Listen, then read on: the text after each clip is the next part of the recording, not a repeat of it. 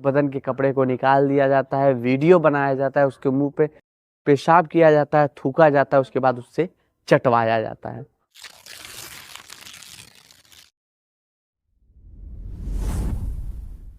Uttar Pradesh police ने उत्तर प्रदेश की जनता को पूरी तरीके से मूर्ख समझ के रख रखा है। जब चाहेंगे तब कार्रवाई करेंगे, जब मन करेगा तब कार्रवाई करेंगे, नहीं तो नहीं कार्रवाई करेंगे। कुछ इसी तरीके से महज 10वीं कक्षा में पढ़ने वाले एक बालक के साथ हुआ। उसके महिला मित्र के द्वारा फोन करके उसको बुलाया जाता है, लेकिन वो घर पे पहुंचता है तो 4-5 लोगों के साथ उसकी नोकझोंक हो जाती है। वहां उसको खूब मारने पीटने लगते हैं। उसके बाद उसको पूरी तरीके से नंगा कर दिया जाता है, उसका वीडियो बना लिया जाता है और उसके मुंह पे पेशाब कर दिया जाता है। इतना ही नहीं, और कुछ देर बाद उन लोगों द्वारा थूका जाता है और उस बच्चे से चटवाया जाता है। अब ये बच्चा सारी चीज़ें सहन नहीं कर पाता, घर पे आता है, सारी चीज़ें अपने माँ बाप से बताता है, लेकिन कुछ और ही उसके साथ होता है। इस दुनिया में वो बच्चा नहीं रहता। नमस्ते, मैं अश्विनी श्रीवास्तव, आप देख रहे हैं द नेक्स्ट पोस्ट। ये मामला है उत्तर प्रदेश के बस्ती के कप्तानगंज थाने का।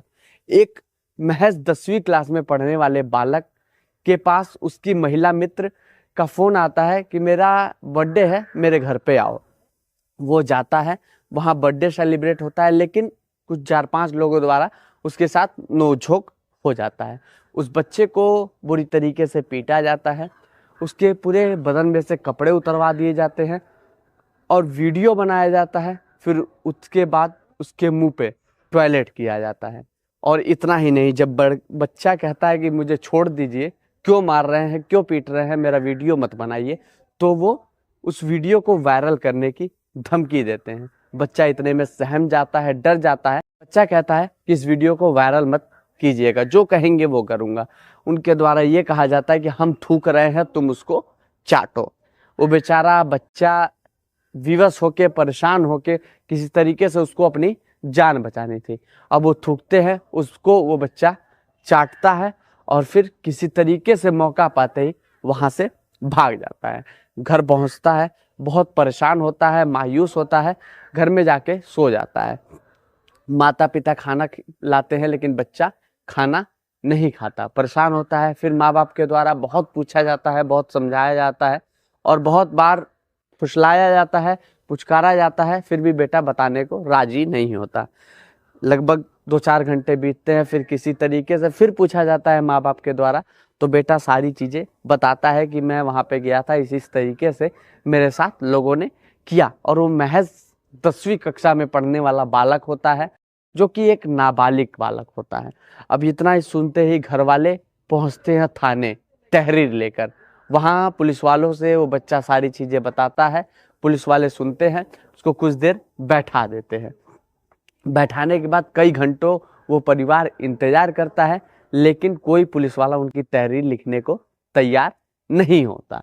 अब इस तरीके से काफ़ी घंटे बैठने के बाद वो घर वाले जो लोग होते हैं और वो बच्चा होता है, पूरी तरीके से मायूस होकर अपने घर वापस लौट आते हैं। अब घर ही लौटते के बाद वो बच्चा सारी चीज़ें देख के पूरी तरीके से मायूस हो जाता है और कहता है मुझे लगता है इंसाफ नहीं मिल पाएगा। ये सोचते ही बच्चा अपने साथ कुछ ऐसा गलत कर उठता है कि वो अब इस दुनिया में नहीं होता। अब जब ये घर में बात पता चलती है कि बच्चे ने अपने आप को ख़त्म कर लिया है, घर वाले उस बच्चे के लाश को लेते हैं, गाड़ी में रखते हैं और थाने पहुंच जाते हैं। साहब के सामने कहते हैं, साहब, उसकी माँ का ये कहना है, साहब जीते जी मेरे बेटे को इंसाफ आपने नहीं दिया, अब इसकी लाश को तो इंसाफ दे दीजिए।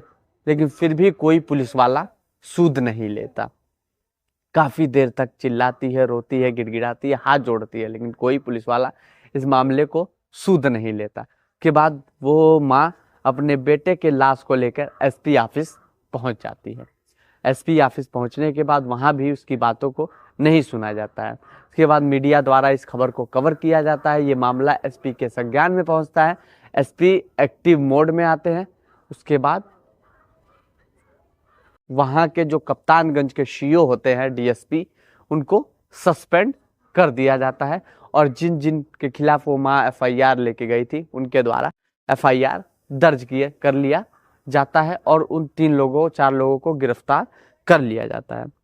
अब यहाँ सवाल ये उठता है, महज 10वीं क्लास में पढ़ने वाले बालक के साथ इस तरीके से काम, और यहीं पे उसकी माँ भी ये आरोप लगा रही है पुलिस वालों के ऊपर कि पुलिस वालों ने पैसे खा लिए हैं, इसलिए मेरे बेटे को इंसाफ उन लोगों ने नहीं दिया, और जब मेरा बेटा इस दुनिया के से चला गया और जब हंगामा शुरू किया तब जाके मेरे बेटे को इंसाफ मिल पाया।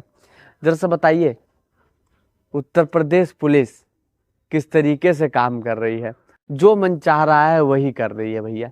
उनका मन करेगा तहरीर लिखने का तो तहरीर वो लिखेंगे, नहीं मन करेगा तो तहरीर नहीं लिखेंगे, चाहे आप कुछ भी कर लीजिए। वो बालक के साथ इस तरीके का घिनौना काम किया जाता है, उसके पूरे बदन के कपड़े को निकाल दिया जाता है, वीडियो बनाया जाता है, उसके मुंह पे पेशाब किया जाता है, थूका जाता है, उसके बाद उससे चटवाया जाता है। ये किस तरीके का काम। पूरी अगर आप सोच ले इस वारदात को, एक कितना घिनौना वारदात है जिसको सुनने के बाद अच्छे अच्छे लोगों की रूह कांप जाएगी। अब उत्तर प्रदेश पुलिस इतना वारदात होने के बाद भी, सुनने के बाद भी जैसे मौन एकदम रह चुकी है। अब इनको क्या नाम दिया जाए उत्तर प्रदेश पुलिस को? क्या इनके पास बस ये जाएगा तो ही ये काम करेंगे? आखिरकार अपने आप को समझ क्या रखा है? इस जनता के टैक्स के पैसे की कमाई से आपको सैलरी मिल रही है, जिस गाड़ी से घूम रहे हैं वो जनता के टैक्स के पैसे की कमाई की है। इस तरीके से काम चलेगा? उत्तर प्रदेश पुलिस किस तरीके से काम करी। और सूबे के मुख्यमंत्री योगी आदित्यनाथ जी, आप क्या बड़े बड़े कमांड देते हैं, बड़ी बड़ी बातें करते हैं, इस तरीके से काम थोड़ी चलेगा। आपके पुलिस वाले इस तरीके से काम कर रहे हैं। एक बेचारे महज 10वीं कक्षा में पढ़ने वाले बालक को इंसाफ नहीं दिया, और जब वो इस दुनिया को अलविदा कह के चला गया, इस दुनिया में नहीं रहा, तब उसको आपने इंसाफ दिया। अगर शायद आपने उसको इंसाफ दे दिया होता तो बालक इस दुनिया में रहता। इसको लेकर बस सस्पेंड ही नहीं, बड़ी से बड़ी कार्रवाई होनी चाहिए, और उन सब पुलिस वालों के ऊपर कार्रवाई होनी चाहिए जिन्होंने उस बातों को नहीं सुना था और उनके ऊपर FIR नहीं दर्ज किया था। वो बेचारी माँ अपने बेटे के लाश को लेकर रो रही थी, बिलख रही थी, लगातार न्याय की गुहार लगा रही थी पुलिस वालों से। लेकिन क्या साहब को जो इच्छा करेगा वही करेंगे, साहब को जो मन करेगा वही करेंगे? इस तरीके से काम थोड़ी होगा साहब। ऐसे थोड़ी होता है कि आपको जो चाहेंगे वो करेंगे। ऐसे पुलिस वालों के ऊपर कड़ी से कड़ी कार्रवाई होनी चाहिए, और जब तक इन पुलिस वालों के ऊपर कड़ी से कड़ी कार्रवाई नहीं होगी तब तक ये पुलिस वाले अपनी मनमानी करते रहेंगे। आए दिन खबर आती है अभी महाराजगंज में किस तरीके से उस लड़के को उसी की बहन की हत्या के आरोप में फर्जी केस में फंसा दिया गया। वो तो भला हो न्यायमूर्ति का, जिन्होंने उनको जमानत दी और उन लोगों ने अपनी बहन को ढूंढ निकाला। इन तरीके के पुलिस वालों पे कार्रवाई होनी चाहिए। वाकई में जो फायदा उठाया जाता है, ये वर्दीधारी फायदा उठा रहे हैं, कंधे पर स्टार लेके। वो बेचारा लखनऊ में वो खुद SI के पद पे तैनात, उसके बेटे की हत्या कर दी जाती है, लेकिन फिर भी अपने ही विभाग से वो न्याय की गुहार लगा रहा है, लेकिन फिर भी पुलिस वाले नहीं सुन रहे। ये किस तरीके का योगी राज चल रहा है साहब? ये तो जानना बेहद जरूरी है, और ये समझना भी बेहद जरूरी है, और ये अधिकार बनता है। क्या उत्तर प्रदेश में बस खेल चल रहा है? लॉ एंड ऑर्डर की धज्जियां उड़ाई जा रही है क्या उत्तर प्रदेश में? उत्तर प्रदेश पुलिस का नाम और कुछ और रखना पड़ेगा अब लगता है। उत्तर प्रदेश पुलिस का नाम अब उत्तर प्रदेश पुलिस गुंडई नाम रखना पड़ेगा, तब जाके कुछ इनके ऊपर नाम सटीक बैठ पाएगा। अब उत्तर प्रदेश में गुंडा मवाली ये सब लगता है खत्म हो चुके हैं। अब उत्तर प्रदेश पुलिस ही खुद गुंडा और मवाली बन चुकी है। इस तरीके से ये काम है। बाकी इस तरीके से मामले, बस एक ही बात कहना चाहूँगा, इन तरीके के मामलों से आप थोड़ा सा बच के रहिए, और सचेत और सजग रहने की ज़रूरत है। नहीं तो समाज में ऐसे लोग हैं कि आपके साथ गलत करेंगे और उनके साथ कुछ होगा भी नहीं। तो खुद बच के रहिए, खुद सचेत रहिए।